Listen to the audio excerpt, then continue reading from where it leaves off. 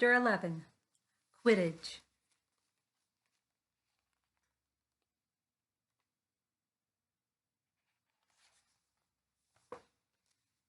As they entered November, the weather turned very cold.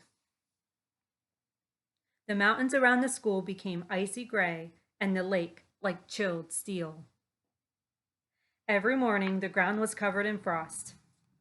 Hagrid could be seen from the upstairs windows defrosting broomsticks on the Quidditch pitch, bundled up in a long moleskin overcoat, rabbit fur gloves, and enormous beaver skin boots. The Quidditch season had begun. On Saturday, Harry would be playing in his first match after weeks of training. Gryffindor versus Slytherin. If Gryffindor won, they would move up into second place in the house championship. Hardly anyone had seen Harry play, because Wood had decided that, as their secret weapon, Harry should be kept, well, secret. But the news that he was playing Seeker had leaked out somehow, and Harry didn't know which was worse. People telling him he'd be brilliant, or people telling him they'd be running around underneath him, holding a mattress. It was really lucky that Harry now had Hermione as a friend. He didn't know how he would have gotten through all his homework without her. What with all the last-minute Quidditch practice Wood was making them do. She had also lent him Quidditch Through the Ages, which turned out to be a very interesting read.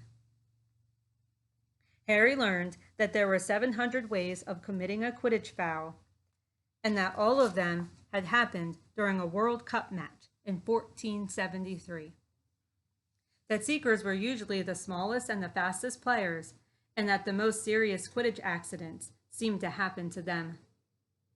That although people rarely died playing Quidditch, referees had been known to vanish and turn up months later in the Sahara Desert. Hermione had become a bit more relaxed about breaking rules since Harry and Ron had saved her from the mountain troll, and she was much nicer for it. The day before Harry's first Quidditch match, the three of them were out in the freezing courtyard during break, and she had conjured them up a bright blue fire which could be carried around in a jam jar. They were standing with their backs to it, getting warm, when Snape crossed the yard. Harry noticed at once that Snape was limping. Harry, Ron, and Hermione moved closer together to block the fire from view. They were sure it wouldn't be allowed. Unfortunately, something about their guilty faces caught Snape's eye. He limped over. He hadn't seen the fire, but he seemed to be looking for a reason to tell them off anyway.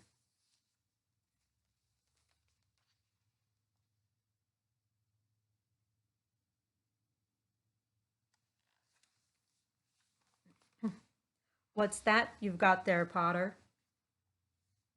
It was Quidditch Through the Ages. Harry showed him. Library books are not to be taken outside the school, said Snape. Give it to me. 5 points from Gryffindor.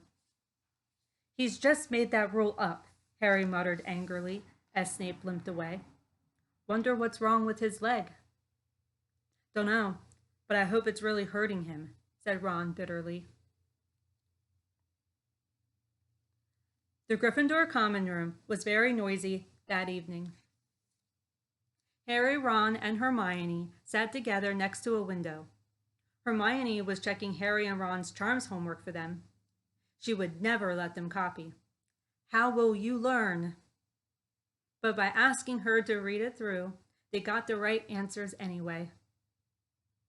Harry felt restless. He wanted Quidditch Through the Ages back to take his mind off his nerves about tomorrow. Why should he be afraid of Snape? Getting up, he told Ron and Hermione he was going to ask Snape if he could have it. Rather you than me, they said together, but Harry had an idea that Snape wouldn't refuse if there were other teachers listening.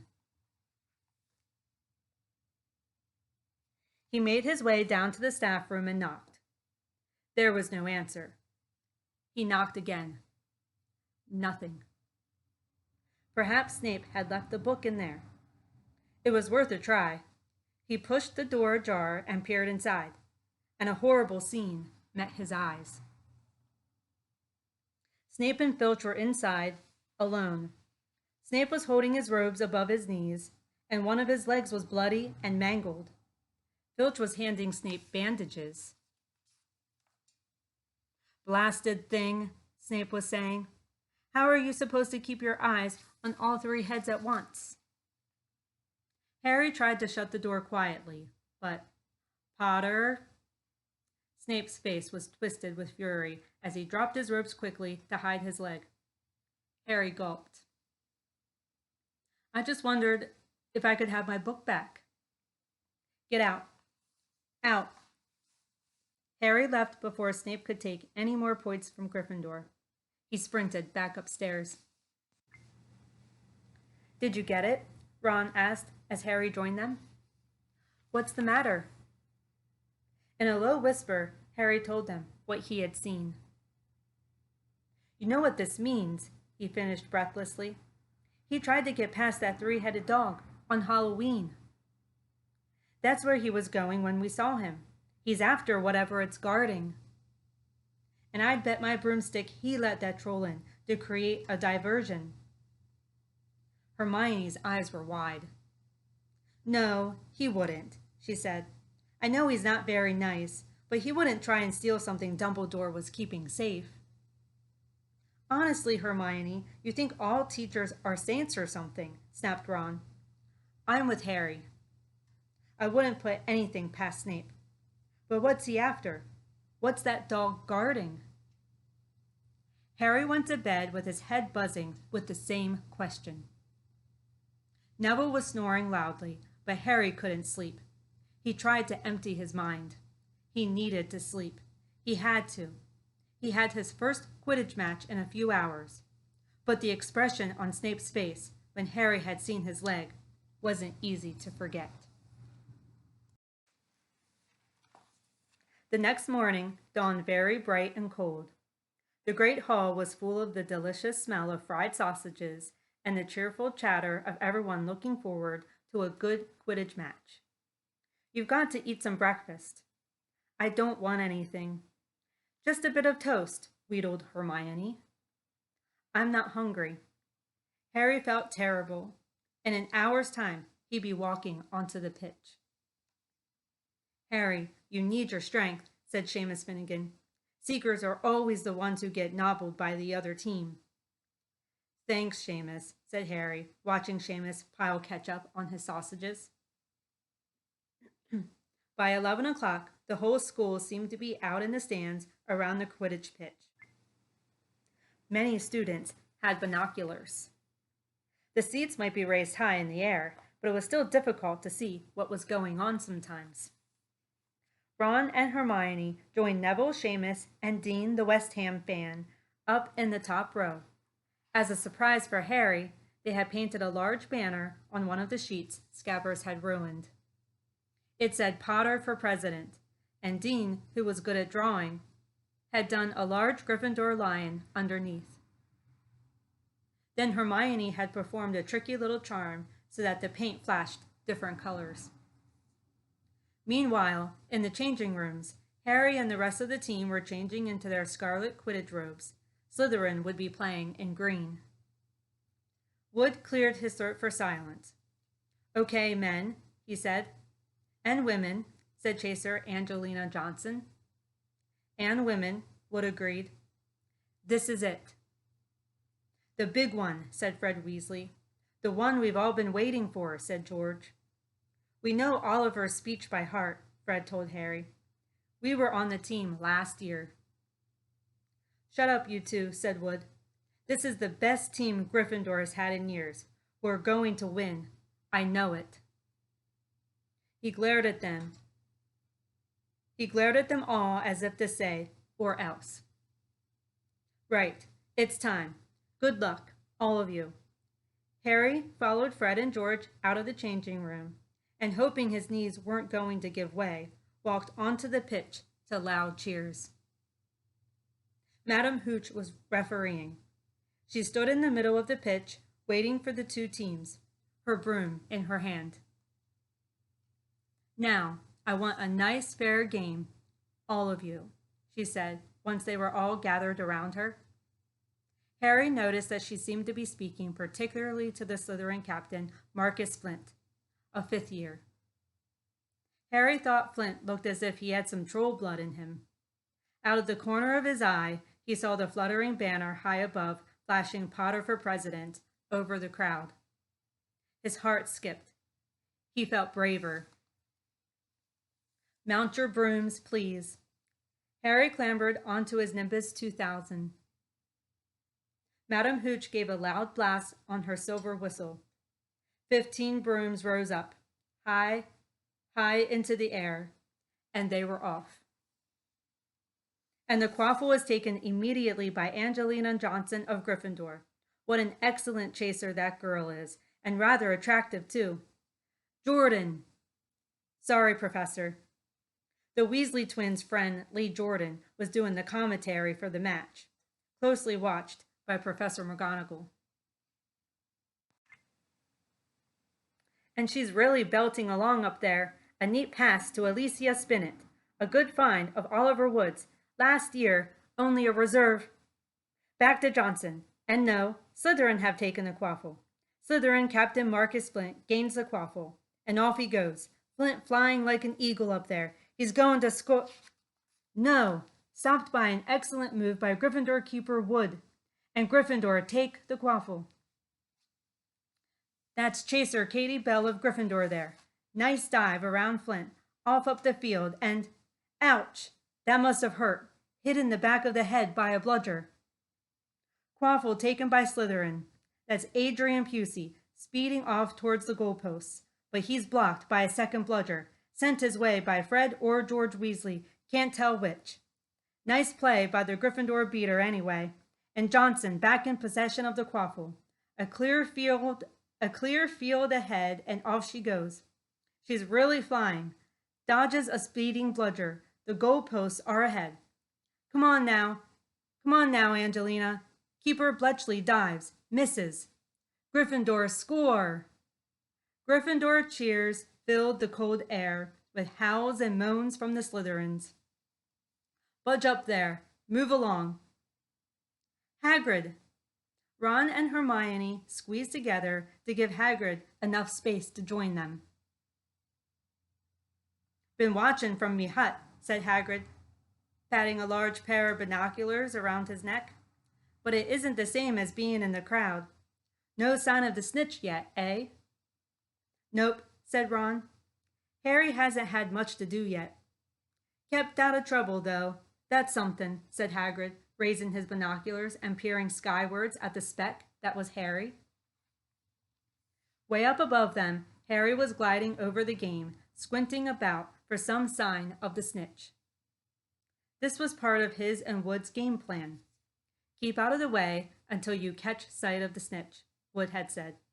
We don't want you attacked before you have to be. When Angelina had scored, Harry had done a couple of loop-de-loops to let out his feelings. Now he was back to staring around for the snitch. Once he caught sight of a flash of gold, but it was just a reflection from one of the Weasleys' wristwatches, and once a bludger decided to come pelting his way, more like a cannonball than anything. But Harry dodged it, and Fred Weasley came chasing after it. All right there, Harry, he had time to yell as he beat the bludger furiously towards Marcus Flint. Slytherin in possession, Lee Jordan was saying. Chaser Pusey ducks 2 bludgers, 2 Weasleys, and Chaser Bell, and speeds towards the... Wait a moment. Was that the snitch? A murmur ran through the crowd as Adrian Pusey dropped the quaffle, too busy looking over his shoulder at the flash of gold that had passed his left ear. Harry saw it. In a great rush of excitement, he dived downwards after the streak of gold. Slytherin seeker Terence Higgs had seen it. Neck and neck, they hurtled towards the snitch. All the chasers seemed to have forgotten what they were supposed to be doing as they hung in midair to watch. Harry was faster than Higgs. He could see the little round ball, wings fluttering. Darting up ahead, he put on an extra spurt of speed.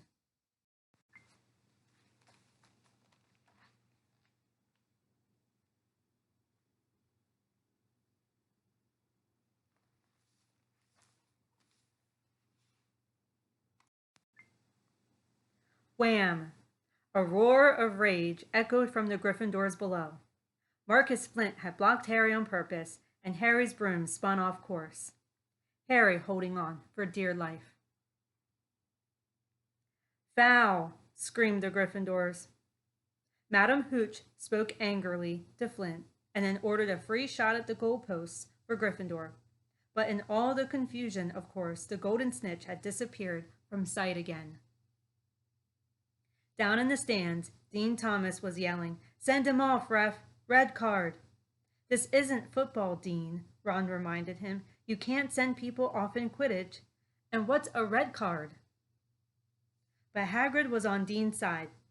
They ought to change the rules. Flint could have knocked Harry out of the air. Lee Jordan was finding it difficult not to take sides. So, after that obvious and disgusting bit of cheating, "Jordan," growled Professor McGonagall. "I mean, after that open and revolting foul. Jordan, I'm warning you." All right. Flint nearly kills the Gryffindor Seeker, which could happen to anyone, I'm sure. So a penalty to Gryffindor, taken by Spinnet, who puts it away, no trouble. And we continue to play. Gryffindor, still in possession. It was as Harry dodged another bludger, which went spinning dangerously past his head, that it happened. His broom gave a sudden, frightening lurch. For a split second, he thought he was going to fall. He gripped the broom tightly with both his hands and knees. He had never felt anything like that. It happened again. It was as though the broom was trying to buck him off. But Nimbus 2000s did not suddenly decide to buck their riders off. Harry tried to turn back towards the Gryffindor goalposts. He had half a mind to ask Wood to call timeout, and then he realized that his broom was completely out of his control. He couldn't turn it. He couldn't direct it at all. It was zigzagging through the air, and every now and then making violent swishing movements, which almost unseated him. Lee was still commentating. Slytherin in possession. Flint with the quaffle, passes Spinnet, passes Bell, hit hard in the face by a bludger, hope it broke his nose. Only joking, Professor. Slytherin score. Oh no. The Slytherins were cheering. No one seemed to have noticed that Harry's broom was behaving strangely. It was carrying him slowly higher, away from the game, jerking and twitching as it went. "Don't know what Harry thinks he's doing," Hagrid mumbled. He stared through his binoculars. "If I didn't know better, I'd say he'd lost control of his broom. But he can't have." Suddenly, people were pointing up at Harry all over the stands. His broom had started to roll over and over, with him only just managing to hold on. Then the whole crowd gasped. Harry's broom had given a wild jerk, and Harry swung off it. He was now dangling from it, holding on with only one hand. "Did something happen to it when Flint blocked him?" Seamus whispered. "Can't have," Hagrid said, his voice shaking. "Can't nothing interfere with the broomstick except powerful dark magic. No kid could do that to a Nimbus 2000. At these words, Hermione seized Hagrid's binoculars, but instead of looking up at Harry, she started looking frantically at the crowd. "What are you doing?" moaned Ron, gray-faced. "I knew it," Hermione gasped. "Snape, look." Ron grabbed the binoculars. Snape was in the middle of the stands opposite them. He had his eyes fixed on Harry and was muttering non-stop under his breath. "He's doing something. Jinxing the broom," said Hermione. "What should we do?" "Leave it to me." Before Ron could say another word, Hermione had disappeared.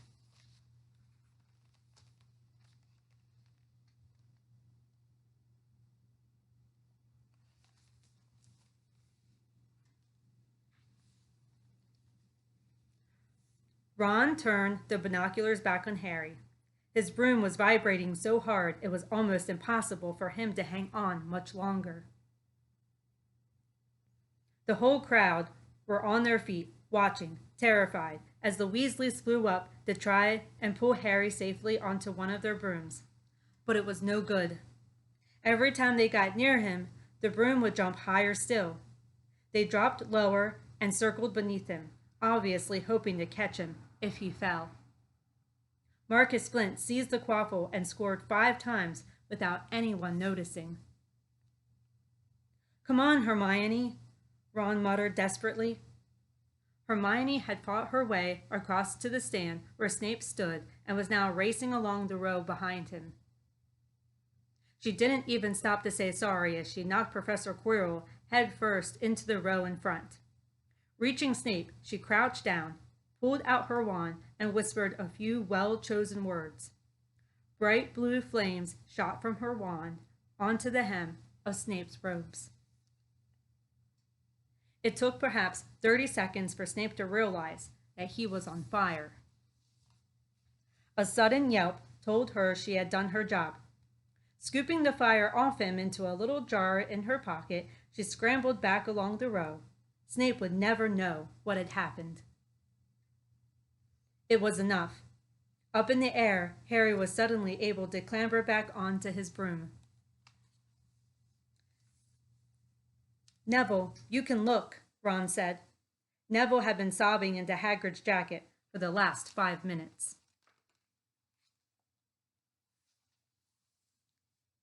Harry was speeding towards the ground when the crowd saw him clap his hand to his mouth as though he was about to be sick.